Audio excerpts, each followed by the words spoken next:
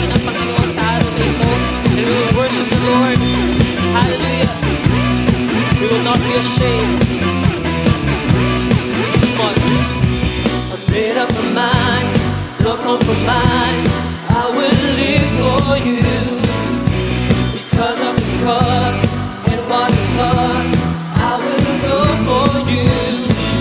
Shout His name out, Jesus. Shout His name out, Jesus. Oh, oh, I'm not ashamed of you. Oh, oh, sing it loud. Oh, oh, I'm living for you now. No matter what it costs, I'll go. Hey. Yes, Lord God, we will not be ashamed of you, Jesus. I've made up my mind, no compromise. I will live for you because of the cross and what it costs. I will go for you. Shout His name out, Jesus. Shout His name out, Jesus. Oh, oh, I'm not ashamed of you. Oh, oh, sing it loud. Oh, oh, I'm living for you now. No matter what it does, I'll go. Oh, oh, I'm not ashamed of you. Oh, oh, sing it loud. Oh, oh, I'm living for you now. No matter what it does, I'll go. Yes, Lord. No matter what it costs, Lord God, we will go and we will shout your name, Jesus. Hallelujah. Come on, we will sing to God. His praise is rising in my soul. I can't contain it anymore. Come on, sing with us. His praise is rising in my soul. I can't contain it anymore. Sing this praise. His praise is rising in my soul. I can't contain it anymore. Yes, God. His praise is rising in my soul. I can't contain it anymore. I just have to dance. Come on. Let's dance for Jesus today. We will celebrate the name of Jesus. Hallelujah. Come on, sing. Whoa, oh, I'm not ashamed of you. Whoa, oh, sing it loud. Whoa, oh, I'm living for you now. No matter what it costs, I'll go. Whoa, oh, I'm not ashamed of you. Whoa, oh, sing it loud. Whoa, oh, I'm living for you now. No matter what it costs, I'll go. Hey, hallelujah. Yes, God, we praise your name, Jesus. We will declare to the Lord. Whoa, I'm not ashamed of you. Whoa, I'm singing it loud. Whoa, I'm living for you now. No matter what it costs, I go. Whoa, I'm not ashamed of you. Whoa, I'm singing it loud. Whoa, I'm living for you now. No matter what it costs, I'll go.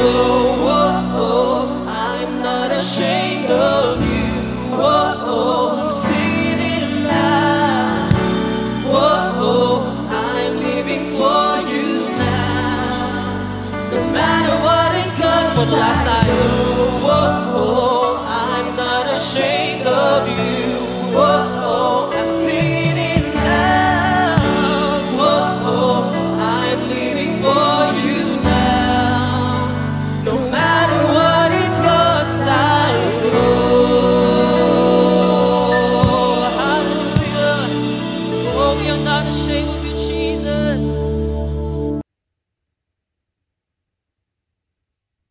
Praise God, purihin ang Panginoon. Napakagandang araw po sa ating lahat. Happy New Year. Pwede bang i-type muna po natin sa ating comment section, Happy New Year.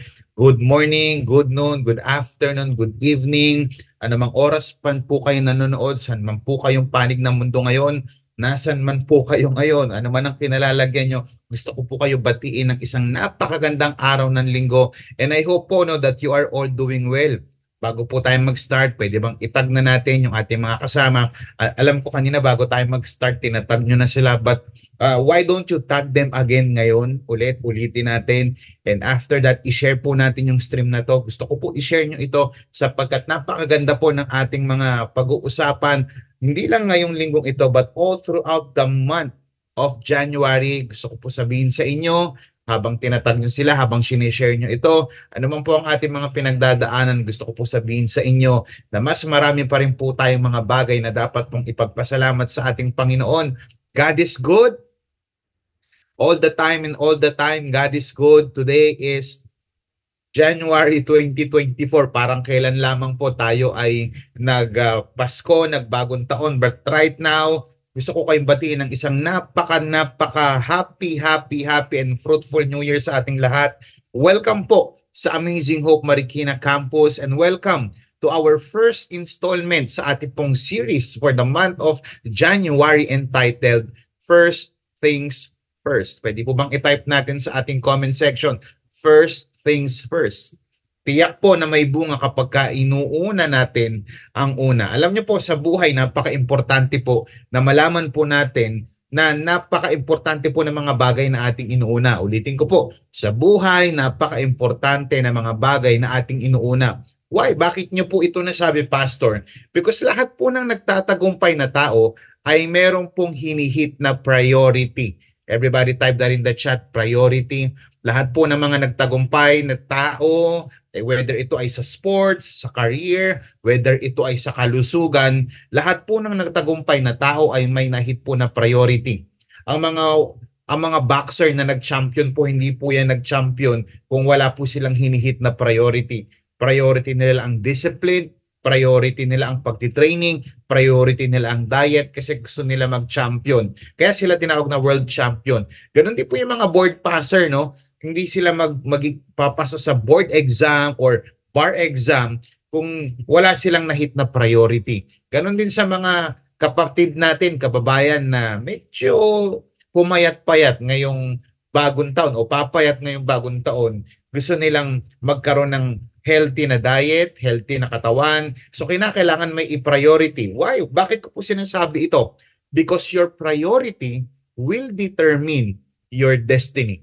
Kung ano yung pinaprioritize mo, yun yung magde-determine kung saan ka papunta. And gusto ko rin po sabihin sa inyo that your priority will determine your victory. Pwede bang i-type natin destiny and victory? Come on, type that in the chat. Your priority will determine your destiny and your victory. Kapag ka ikaw ay nagpa-prioritize ng mga bagay na dapat mong i-prioritize, sigurado na makakarating ka sa iyong patutunguhan at sigurado po ang katagumpayan. Now, this 2024, ang prayer po ni Pastor, yan ang aking pong dalangin sa lahat po ng members ng ating simbahan at kung ikaw man ay nasa ibang lugar ngayon, gusto ko po na mag-succeed ka. Whether ikaw ay nag-aaral, nagninegosyo, may career, merong relationship, may hanap buhay, or perhaps ikaw ay isang minister. Gusto mong maging successful sa iyong ministry ngayong 2024. I want to tell you this, importante po kung ano yung mga bagay na inuuna natin, yung ating priority. Now today, let's look at how the greatest man who ever lived on earth started his journey to victory. Paano nag-umpisa yung kanyang paglalakbay papunta sa katagumpayan? Wala na po akong ibang pinagtutungkulan dito kundi ang ating Panginoong Jesus. Now, I want you to join with me sa Matthew chapter 4, verse 1 through 11. Ito po yung ating babasahin. Sabi po ng chapter 4, verse 1 hanggang verse 11 po ito. Then Jesus was led by the Spirit into the wilderness to be tempted by the devil. So, basically, makikita natin si Jesus Christ nilid ng Holy Spirit sa wilderness para i-tempt, para i-testing ng demonyo. Sabi po ng verse 12, after fasting 40 days and 40 nights, he was hungry. Type that in the chat, hungry. Ito po, context nito. Ito yung pagkakataon, nakatatapos lang po ni Jesus Christ prayer and fasting for 40 days. Sabi po ng verse 3, the tempter came to him and said, if you are the Son of God, tell these stones to become bread. Sabi po ng verse 4, Jesus answered, it is written, man shall not live on bread alone, but on every word that comes from the mouth of God. Sabi po ng verse 5, then the devil took him to the holy city and had him stand on the highest point of the temple. Sabi po ng verse 6, if you are the Son of God, he said, throw yourself down, for it is written, he will command his angels concerning you, and they will lift you up in their hands so that you will not strike your foot against a stone. Sabi po ng verse 8, sumagot na naman si Jesus, it is also written, do not put the Lord your God to the test. Again, the devil looked at him at a very high mountain and showed him all the kingdoms of the world and their splendor. Sabi ng verse 9, and all this I will give you, he said, if you bow down and worship me. Verse 10 says, Jesus said to him, away from me, Satan, for it is written, worship the Lord your God and serve him only. Now listen, I want you to catch this. Mabigat tong verse 11. And the devil left him, and angels came and attended him. Mabigat po yung verse 11 yan. Type nga natin sa comment section, mabigat. Mabigat at verse 11 is something big na mas mauunawaan po natin mamaya. The devil left him. Now, ang malaking katanungan dito sa story na ito na mamaya mas i-explain ko pa yung context at para mas maunawaan pa natin ano yung significance niyan sa ating Christian life. Paano po natin i-apply ito sa haharapin nating taon na 2024? Kung ikaw ay ready na, mag-type ka ng amen. Ano nga ba ang unang hakbang na magdadala sa iyo, sa akin, sa ating lahat, sa matagumpay na 2024 at hindi lang 2024, kundi sa matagumpay din na buhay bilang isang Christian. Now today, tonight, this afternoon, this morning, join me in our message entitled Journey to Victory. How to start your journey to victory. Paano natin uumpisan ito? Come on, i-type niyo sa comment section, Journey to Victory. Ito yung paglalakbay natin papunta sa katagumpayan. Paano po natin ito gagawin? How to start your journey to victory this 2024? At kung ready ka na, simulan na po natin ito. Sabi po ng verse 1, then Jesus was led by the Spirit into the wilderness to be tempted by the devil. Ulitin ko po, then Jesus into the wilderness to be tempted by the devil. How to start your journey to victory? Importante, point number 1, spiritual guidance. Come on, type that in the chat. Spiritual guidance. Importante po na guided po tayo sa ating pong 2024. Yung led po dyan, ang ibig sabihin yan, as you can see in the screen, ay anago. Na ang ibig sabihin ay to lead up, to lead or bring into higher place, launch out, to set sail, to put to sea. Pwede rin natin siguro sabihin na umalagwak. Importante this year that I want you to know na don't start or continue your spiritual journey alone. Pakitype nga sa comment section, huwag kang mag-iisa. Hindi pwede ngayong taon na ito na ikaw ay nag-iisa lang. Ulitin ko po, don't start or continue, wag mong uumpisahan o wag mong ipagpapatuloy yung iyong spiritual journey, yung iyong buhay. Ngayong 2024, whether ikaw ay nag-aaral, nagtatrabaho, nagninegosyo, nanay, tatay, single o taken, wag mong uumpisahan ang taon mong ito. Wag mong ipagpapatuloy ang taong mong ito na ikaw ay nag-iisa. Now, ang tanong, kinakailangan mo ng spiritual guidance. Now, ang malaking katanungan, bakit importante ang merong spiritual guidance? Type nyo sa comment section, bakit? Number 1, because you need someone to be with you. Yan. You need someone to be with you. Kinakailangan mo ng mga kasama. Ulitin ko po, bakit importante ang may spiritual guidance? You need someone to be with you. Para ano? Para may kasama ka sa journey. Yun ang ibig sabihin nun. Then Jesus was led by the Spirit. Ang sabi nga po sa Amplified Bible, yung classic edition, then Jesus, full and controlled by the Spirit, returned from the Jordan and was led in by the Holy Spirit. Alam niyo po mga kapatid, mga kaibigan, mga kasama sa simbahan, mga kasama sa work, mga kamag-aaral. Importante po na may kasama ka sa journey mo. Why? Because ito pong ating spiritual guidance ay nagpo-provide po ng sense of purpose and direction sa ating buhay. Pakitype sa comment section, purpose and direction. Kapag kung sino ang kasama mo, malamang sa malamang, parehas kayo ng purpose o parehas kayo ng direction. Malamang sa malamang kaya importante na may nag-guide sa'yo. Sino madalas mong kasama? Sino ang nag-guide sa'yo? Lalong-lalo na spiritually. Our spiritual guidance can provide sense of purpose and direction in life.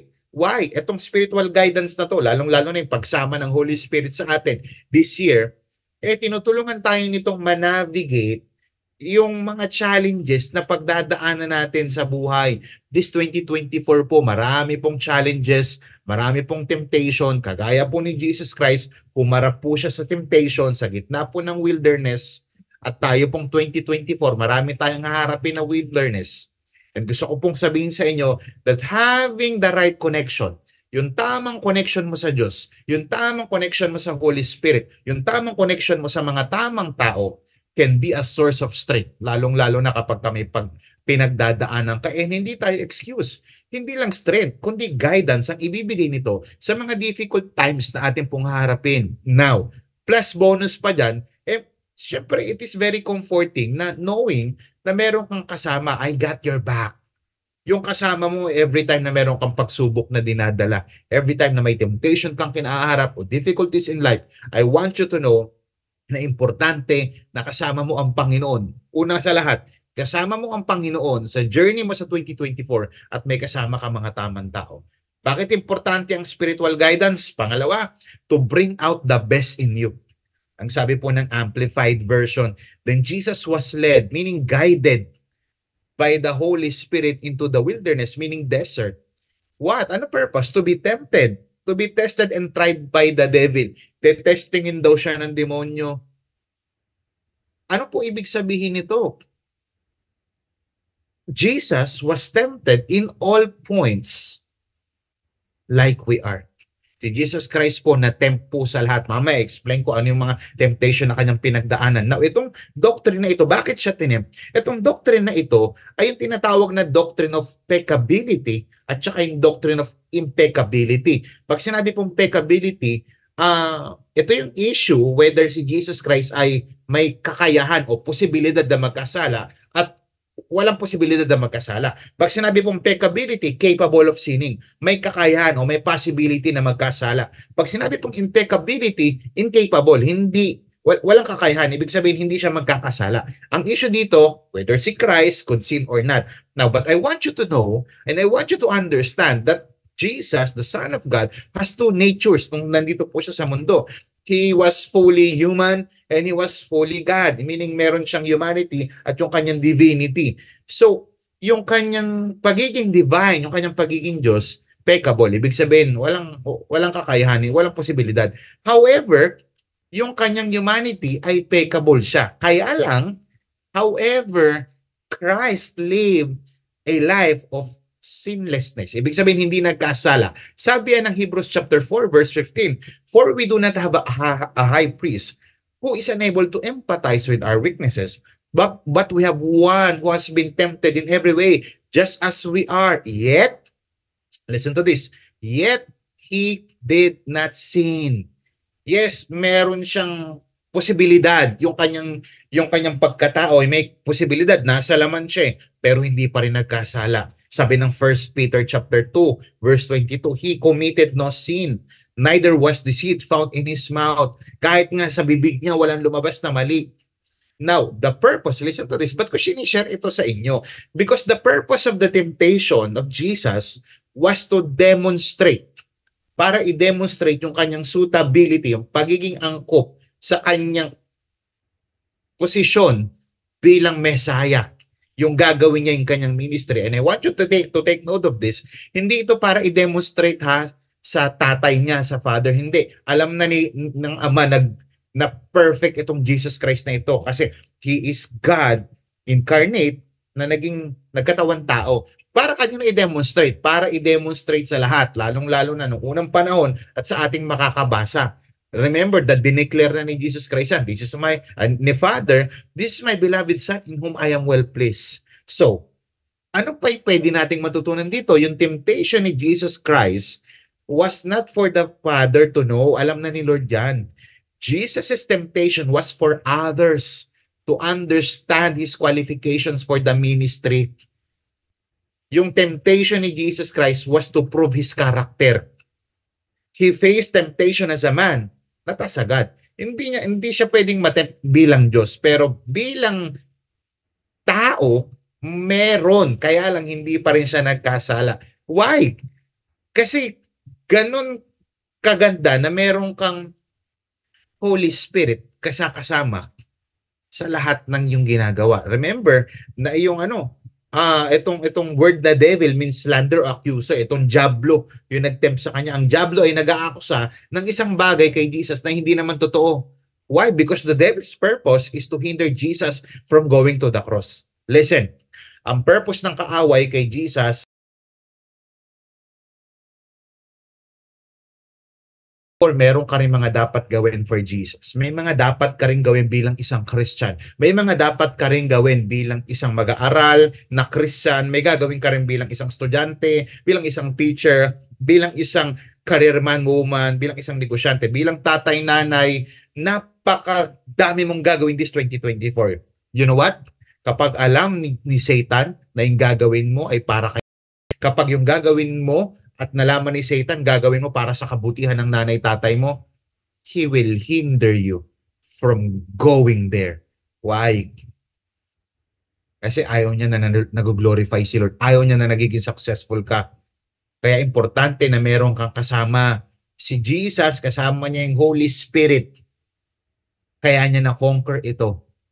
And I want you to know that the most miserable person on earth is the one who is guided by no one.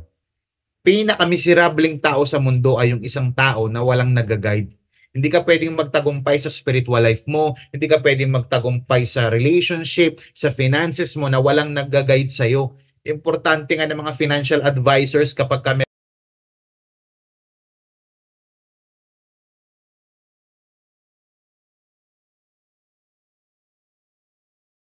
meron tayong nag-guide sa atin.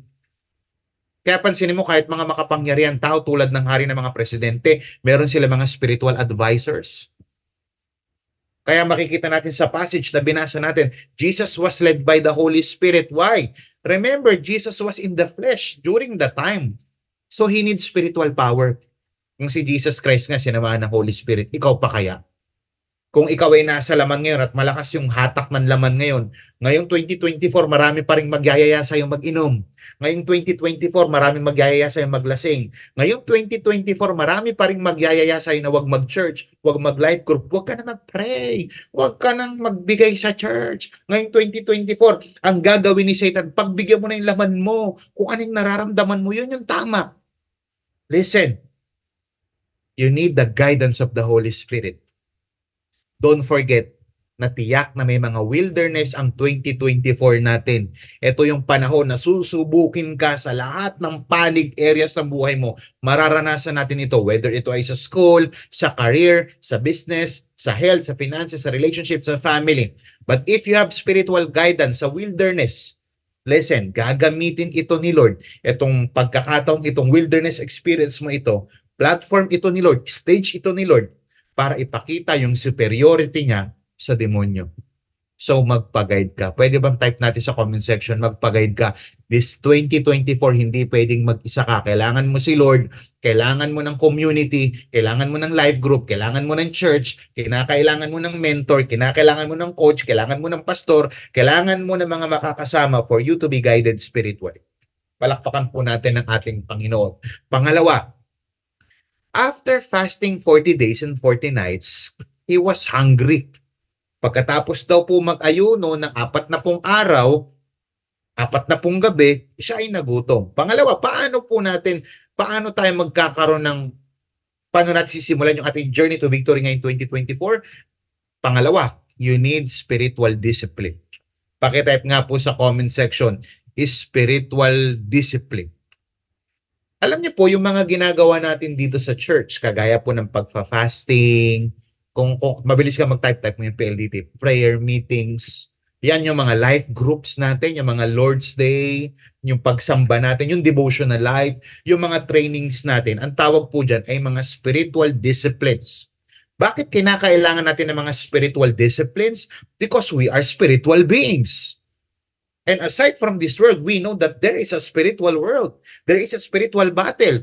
Kaya gusto ko po sabihin sa inyo that there would be no spiritual victory without spiritual discipline. Gusto mo magtagumpay ka spiritually, ministerially, financially this 2024, relationally, gusto mo magtagumpay ka, you need to be disciplined. Now, why do we need spiritual disciplines? Bakit kinakailangan natin ng mga spiritual disciplines? Kaya sa mga nanonood po ngayon at wala ka pang life group, i-type nyo lang sa comment section na gusto nyo umattend, type nyo or type join. I-address po kayo ng aming mga life group leaders para makapag-schedule po tayo kahit online lang ng ating mga online live groups. Yung prayer meetings natin every Wednesday, tuloy-tuloy po yan, 8 o'clock, attend po kayo. If you don't know how to have devotional life, tuturuan namin kayo paano mag-devotion. Ang dami po natin mga trainings na gagawin this year. Bakit kinakailangan ba natin ng spiritual discipline? Kasi nga, kinakailangan natin maging victorious this 2024. Nasa Diyos ang awa, nasa tao ang gawa. Kasi kahit gusto ka ni Lord pagpalain, kung wala kang disiplina, kung gusto ni Lord iayos ang buhay mo, kung hindi ka nakikipagtulungan, wala kang disiplina, bali wala rin. Now, why do we need spiritual disciplines? Ba't kinakailangan natin disiplinahin natin ang ating sarili spiritually? Una, for preparation. Pakitype nga sa comment section, for preparation. Sabi ng The Message version, Jesus, naka-highlight dyan, no? Next, Jesus was taken in the wild by the Spirit for the test. Ito na, ito test. The devil was ready to give it. Handa na ang demonyo para ibigay. Ngayon, 2024, sana naman maghanda ka. Kasi kung demonyo handang magbigay ng mga testing o mga temptation sa'yo, dapat handa kang harapin ito. Dapat handa kang palagan si Satanas. Pambira si Satan, handa tapos ikaw anak ng Diyos, hindi ka handa. Sabi ng Bible, Jesus prepared for the test. Handa si Jesus Christ sa test by fasting. Jesus prepared for the test by fasting 40 days and 40 nights. Paano pinagandaan ni Jesus Christ yung mga haharapin niyang temptation? Nag-fasting siya. Merong spiritual discipline si Jesus Christ. Alam niyo po, throughout the scripture, kung aaralin po ninyo ang scripture, ang wilderness, pwede po bang i-type natin ang wilderness? Pwede rin desert. Ang wilderness po, nire-represent niyan ay place of preparation, place of waiting for God's next move. Hindi lang preparation and waiting. Lugar din yan ng learning to trust in God's mercy and goodness. Preparation, waiting, and learning. Kaya may wilderness. Bigyan ko example. For 40 days, si Jesus Christ na natili sa wilderness without food. Why? Because he was getting ready for the next, for what comes next. Pangalawa, nandyan po yan, makikita nyo, for 40 days and 40 nights, Noah and his family endured the flood on board. Doon po sa ark. After which God has made a covenant never again to destroy the earth with the flood. So they stayed there for 40 days and 40 nights after nun, tsaka nagbigay ng covenant. Nag-antay for God's next move. Ulitin ko, ang wilderness o ang 40, pwede ring 40, pwede ring wilderness. This time, wala sila sa wilderness. Pero yung essence, 40 days and 40 nights. For 40 days and 40 nights, Moses fasted on Mount Sinai as he inscribed the words of God's covenant for the Israelites. May inantay, may prepare, may natututunan si Moses. Ganun din po kay Elijah. Si Elijah po, 40 days and 40 nights fasted in the desert before receiving a new commission from God.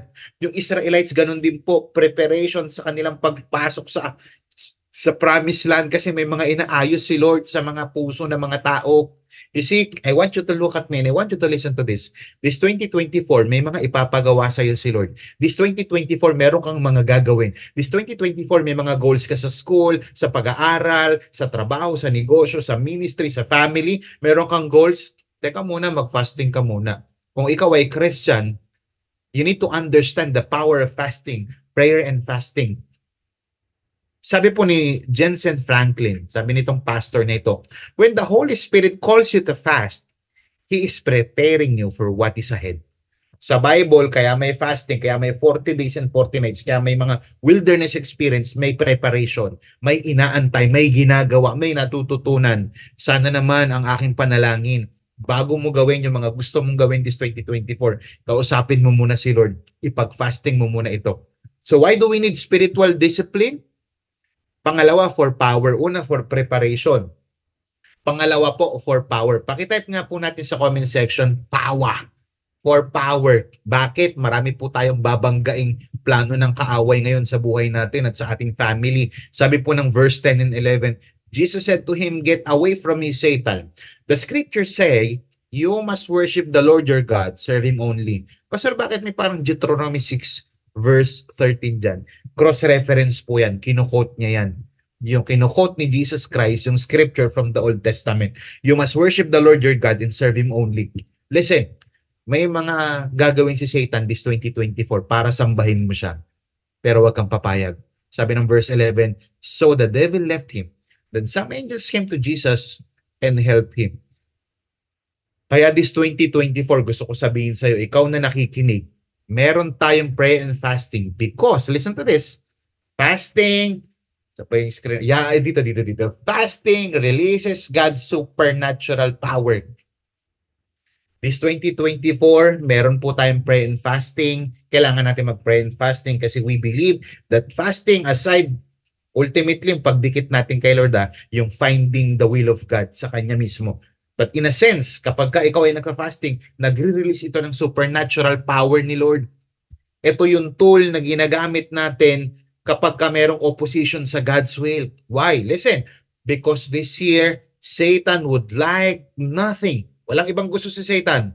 Ang gusto niya is to cause division, discouragement, defeat, depression, and doubt among us and among other people.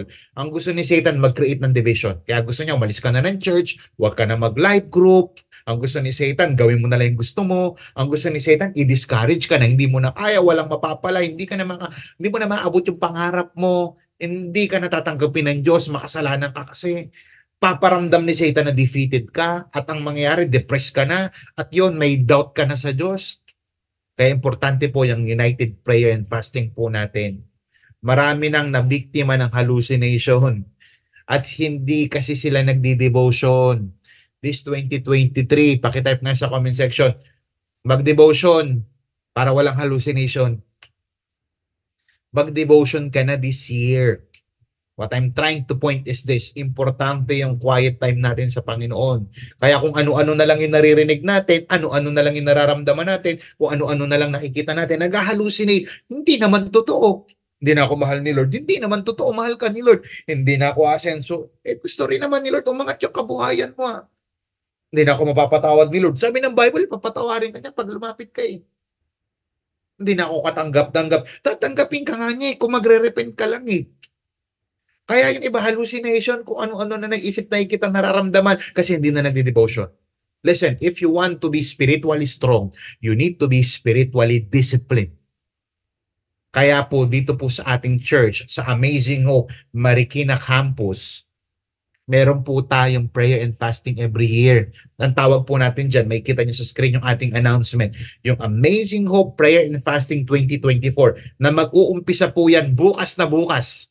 January 8, Monday, hanggang January 31, 2024. Para po makita niyo yung detalye. Pastor, bakit may fasting? Nasa details niyan. Nasa poster. Ayan, makikita nyo nga dyan.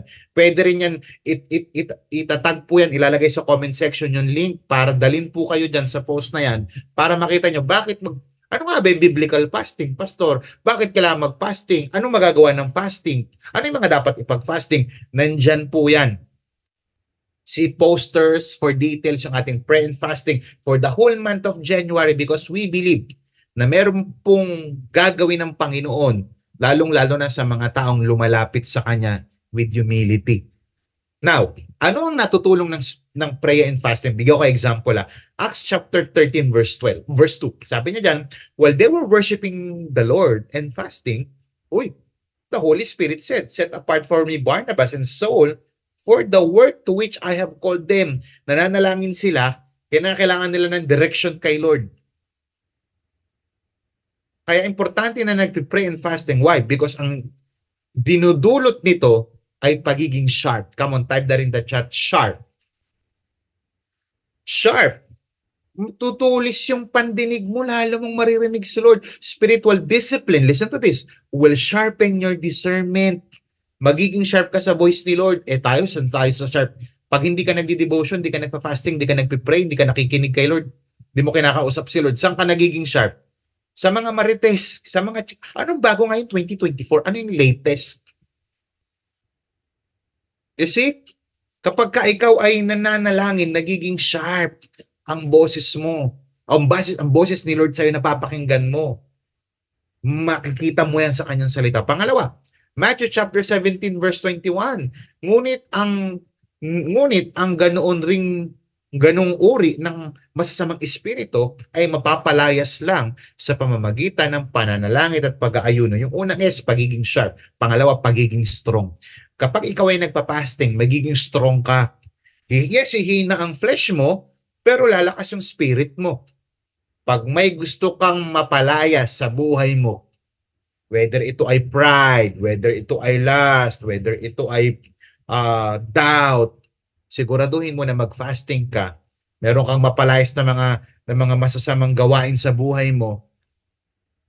Yes, hihina ka physically, pero magiging strong ka. Pwede po bang i-type natin sa comment section? Strong. Joel chapter 2 verse 12. This is the Lord's message. Now come back to me with all your heart. Cry and mourn and don't eat anything. That's fasting. Show that you are sad for doing wrong. Ano pa ang nagagawa ng fasting? Nasa sanctify tayo. Napapalinis. Type nga natin sa comment section natin, sanctified. Anong una? Sharp. Pangalawa, strong. Pangatlo, sanctified. Kapag puno ka na ng guilt, last 2023, pinuno mo ng kasalanan niyang katawan mo kung ano-ano mga pinaglalagay mo sa katawan mo, pinaggagagawa mo, sino-sino chinachat mo, ano-ano ginagawa mo na ayaw naman ni Lord. Ang dami mo nagawang mali, kaya minsan hirap kang lumapit sa Diyos. Listen, mag-fasting ka. If you want to be forgiven, if you want to be sanctified, yung guilt gusto mo maalis, mag-fasting ka. At hindi lang spiritually nakakatulong ang fasting sa atin, pati physical.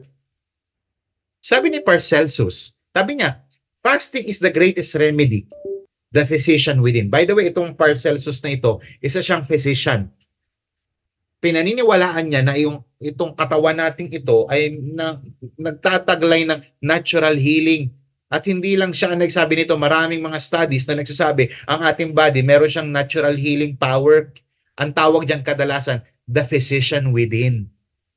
Sa pamamagitan ng pag-abstain, ng hindi pagkain, ng yung regular na intake ng food, yung katawan natin, inaalaw ng katawan mo, yung katawan mo, na i-redirect yung kanyang energy. Pakinggan mo maigi, at yung resources, yung energy ng katawan mo, at saka yung resources, towards self-repair and rejuvenation. Kaya kung gusto mong ma-self-repair yung katawan mo, na hindi ka naggagamot, at gusto mong ma-rejuvenate, mag-fasting ka. By the way, yung fasting, kinakailangan sa mga nagme-medication, magpa-consult po muna tayo sa doctors natin. Pero yung mga medyo malalakas pa at wala pang iniinom na maintenance, pwede po kayo mag-fasting. See posters for details doon sa pinost ko kanina. Sabi rin ni Rumi, isang 13th century Persian poet, no? Sabi niya, fasting is the first principle of medicine. Kaya importante nito, pag nagpa-fasting daw tayo, nagkakaroon ng mga cellular repair, nare-repair yung mga cells natin at nade-detoxify yung ating katawan. Even yung intestine natin lumilinis. Kaya importante ang fasting. Spiritually ultimate, pero may benefit ito, may health benefit po ito. Kaya mag-fasting po tayo. So, how to start your journey to victory? Spiritual discipline, importante po yan. Preparation ang ibinibigay niyan, at yung tinatawag po nating power. Pangatlo, the tempter came to him and said, if you are the Son of God, tell these stones to become bread. Kung ikaw talaga yung anak ng Diyos, yung the chosen one, sige nga, sabihin mo nga sa mga batong ito na maging tinapay. How to start your journey to victory? Pangatlo po, spiritual warfare. Type nga natin sa comment section natin, is spiritual warfare. Yan, makikita niyo po dyan. Now, I want you to know, I want you to catch this, I want you to listen to this very carefully. I want you to know, gusto ko pong malaman nyo ng ang atake, yung paglusob ng kaaway, number 1, it is inevitable. Pwede bang i-type mo sa comment section, inevitable. Pag sinabi pong inevitable, hindi may iwasan. Talagang may kaaway. Sabi ng verse 3, during the time the devil came, darating talaga yan. Why? Gusto ko maunawaan ninyo that our battle is in the spirit. Spiritual warfare is the name of the game. Ulitin ko spiritual warfare is the name of the game. Kaya tayo nagpapakondisyon dahil may gera tayong susuungin. Yung iba sa atin, ay, ang sarap maging Christian. Oh, Christian ako. Tama naman yun, maging masarap ka. O masarap sa pakiramdam, i-enjoy mo. Pero dapat i-endure mo. Enjoy, endure. Bakit kinakailangan hindi lang i-enjoy ang Christian life? Kailangan din i-endure. Bakit? Kasi may kaaway. Hindi matutuwa si Satan na nagpapakabait ka. Ay, ang dami kong gagawing goals. Ilalagay ko nga isusulat ko para organize yung life ko. Hindi matutuwa si Satan na organize ka. Hindi matutuwa si Satan na magla-life group ka na, magpi-prayer meeting ka na, magdi-devotion ka, ating ka na ng church lagi. Hindi matutuwa si Satan na magpapatrain ka at magbibigay ka kay Lord. Hindi matutuwa. Punong-puno ng laban ng Christian life. May ambush lagi nakaabang sa atin. Pangalawa, ang attack ng kaaway, una, inevitable. Pangalawa, predictable. Yun lang. Predictable. Mapipredict natin ito. Tiyak na may kalaban na darating. At meron siyang 3 classic na attack. Bigyan ko example. The 3 classic attacks of Satan. Una, the lust of the flesh. 3 classic attacks of Satan. Una, lust of the flesh. Type nyo sa comment section, lust of the flesh. Tawag ng laman. The tempter came to him and said, if you are the Son of God, tell the stones to become bread. Listen, mahina si Jesus Christ physically kasi kagagaling lang niya mag-fasting. Kung saan mahina si Jesus, doon siya umatake, doon umatake ang demonyo. Yun yung specific na inuna niya. Dahil gutom siya, kaya pagkaya ng gustong ipain sa kanya. Listen, kung saan ka mahina, doon ka atake ni Satan. Mahina ka sa cheeks, doon ka atake ni Satan. Mahina ka sa emosyon, gusto mo na mag-asawa, magka-girlfriend, boyfriend, diyan ka atake ni Satan ngayon 2024. Hindi ka kayang atakein ni Satan sa ganito sa finances. Atakein ko to sa purity. Hindi ko kayang atakein sa finances to, nagbibigay. Atakein kita ngayon sa commitment. Kung saan ka mahina, yan ang bantayan mo. Why? Guard it because yan ang gagamitin ni Satan. Yung laman.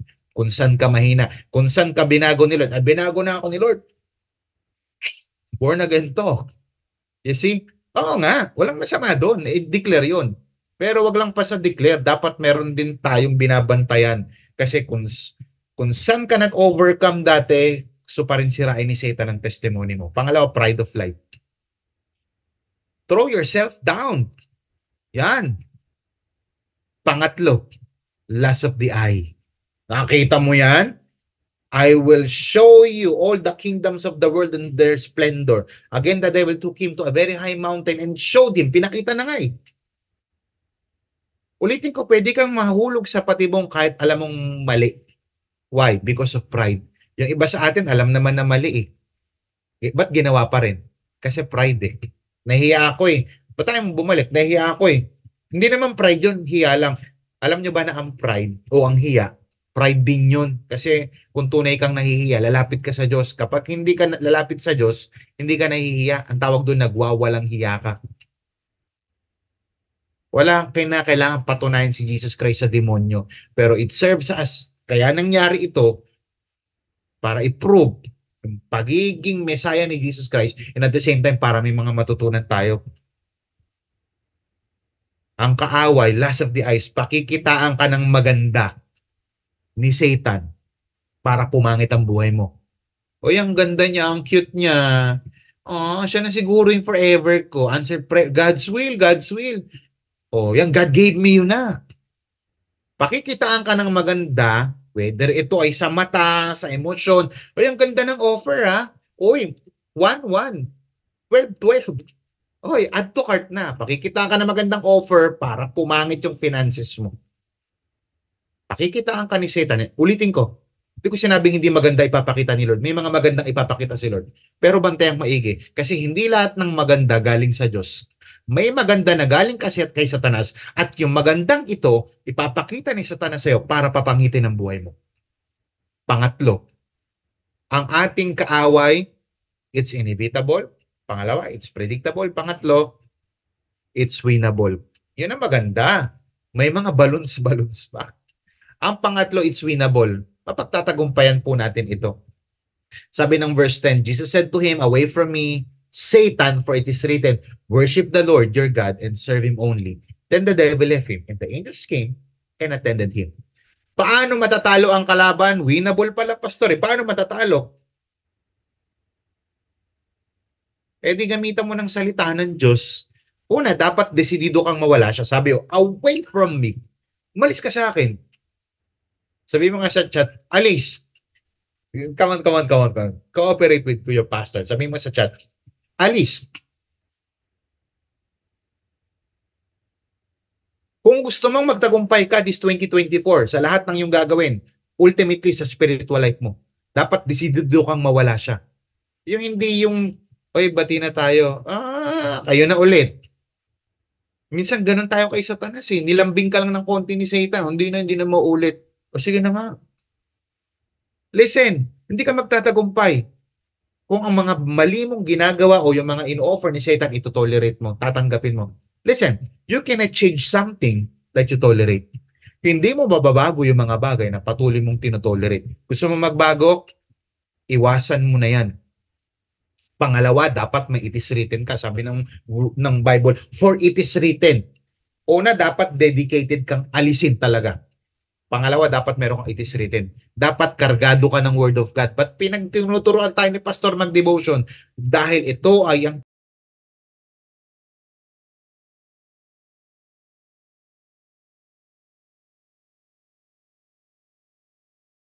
hindi alam ni Jesus Christ yung Word. Example lang, alam kung alam niya. O sige, punta na lang tayo sa'yo. Yung ginamit ni Satan, Word of God.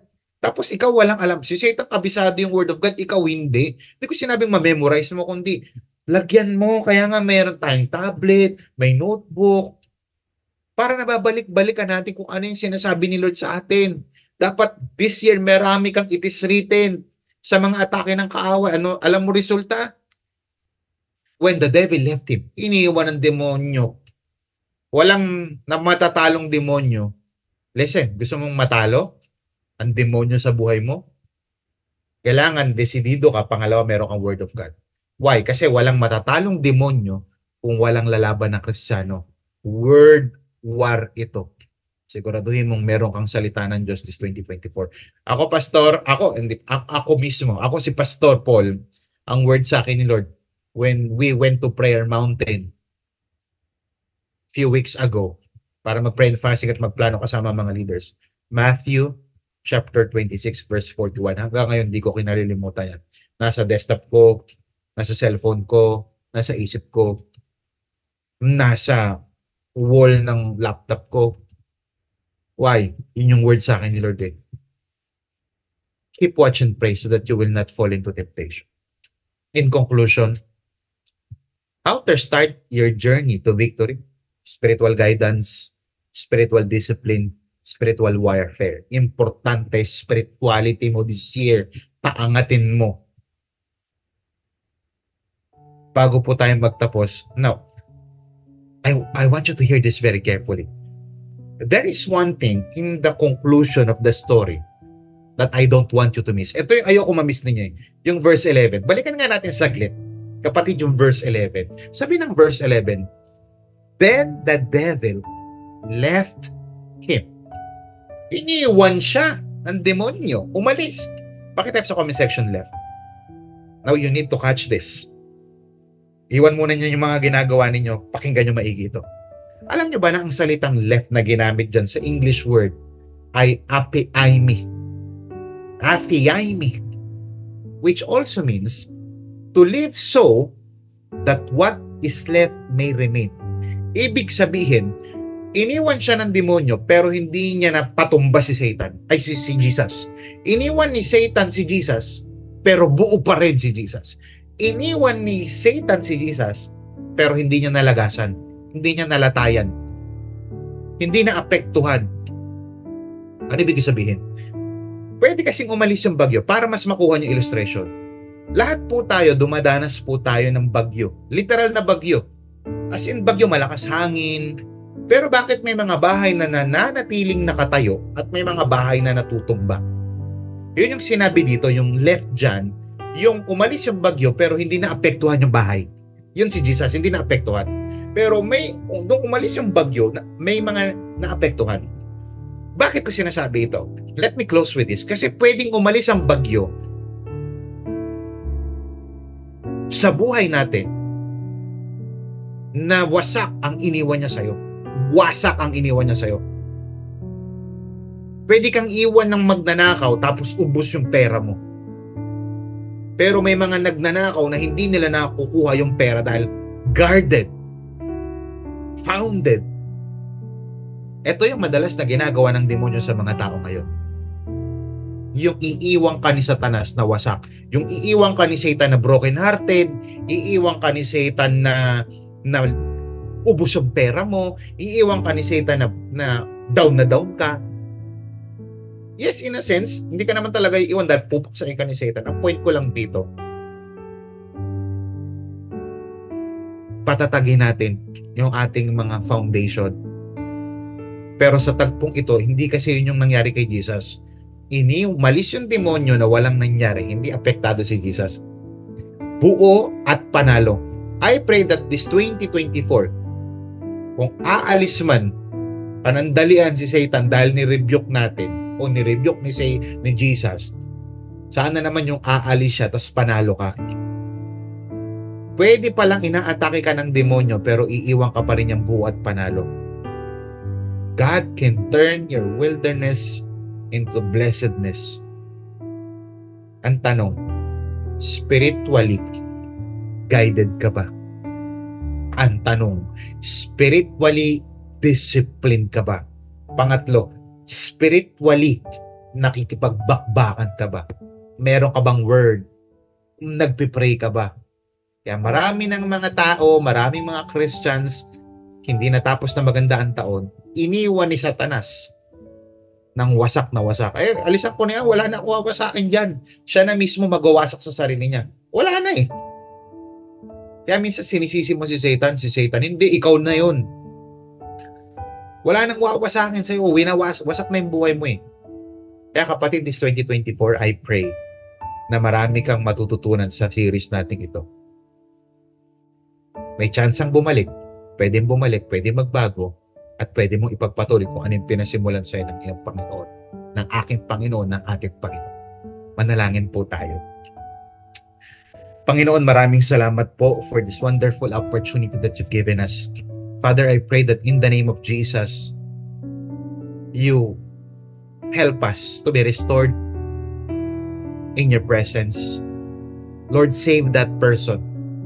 If you want to be saved and if you want to have a personal and intimate relationship with Jesus, surrender your life. Accept that you are a sinner. You cannot save yourself. Believe in the gospel. Believe in Jesus. And starting now, start to follow Him.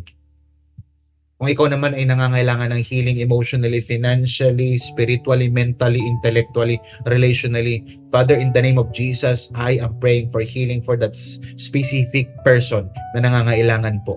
Kung ikaw ay nangangailangan ng provision, Father, I pray in the name of Jesus for that specific person na nangangailangan ng provision. Whether ito ay financially, whether ito ay relationally, whether ito ay healing sa kanyang katawan, I pray for healing, for provision, restoration, and salvation. Salamat po, Panginoon Diyos. Bless every one of us. It's in Jesus' mighty name we pray. Amen and amen. Palakpakan po natin ang ating Panginoon. Praise God. Are you blessed? Pambihira, napakaganda po ng ating pinag-usapan. And I hope na hindi po nasasayang yung inyong mga pakikinig dito as long as ito po ay naya-apply po natin sa ating buhay. Ngayon po, bago po tayo magtapos, gusto ko lang po i-announce na ito po yung dadako po tayo sa ating pong pagbibigay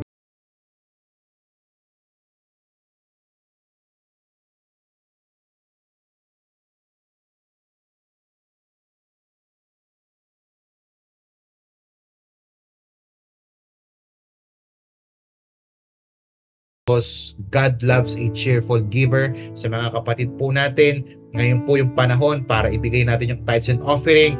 Kung ikaw naman ay makikibahagi sa principle na ina-apply natin, yung first fruit principle, pwede na po kayo magbigay ng inyong mga first fruit. Sa expansion, sama rin kayo. Marami tayong paraan para ma-bless ang karya ng Panginoon sa pamamagitan ng mga uri ng pagbibigay na ito. This is Pastor Paul Balgos. Dito ko po kayo iiwan panandalian na sa comment section yung ating pong ways to give at yung mga dapat nating taniman na mga lupa, whether ito ay a donation, whether ito ay sa expansion, whether ito ay sa first fruit. Yung first fruit po, hanggang January lang po yan, binibigyan kayo ng pagkakataon ng ating Panginoon na i-apply yung principle na ito. And I tell you, your life will never be the same again. Bakit? Magkakaroon kayo ng panibagong perspective at experience sa giving na ito. Maraming salamat po. This is Pastor Paul na nagsasabing, continue to love God, love people. See you next week for another exciting and powerful message sa ating series for the month of January entitled First Things First. Bye-bye!